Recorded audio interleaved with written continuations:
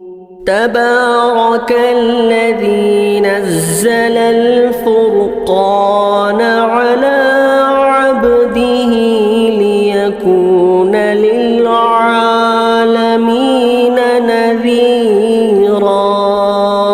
اسی طرح ایک بھائی نے سوال یہ بھی کیا ہے، سوال یہ ہے کہ مفتی صاحب مرغی کا دورہ پڑنے سے روزے کا ٹوٹنے کا کیا حکم ہے؟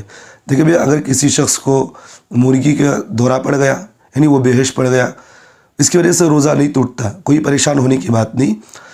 اور اسی طرح اگر وہ افطار سے پہلے اٹھ بھی گیا ہے تو پھر اس کا روزہ برقرار رہے گا۔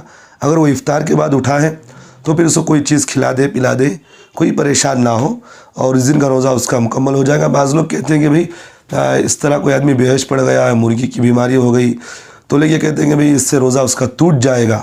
یہ لوگوں کی بنی بنائی باتیں ہیں، اور اسے تو بہت سارے باتیں بنی بنائی ہوتی بھی ہے، تو اس سے کوئی پریشان نہ ہو، انشاءاللہ آپ کا روزہ اس سے مکمل ہو جائے گا۔ اور افطار کے بعد آپ کوئی چیز کھانا پینا چاہے تو کھا بھی سکتے ہیں۔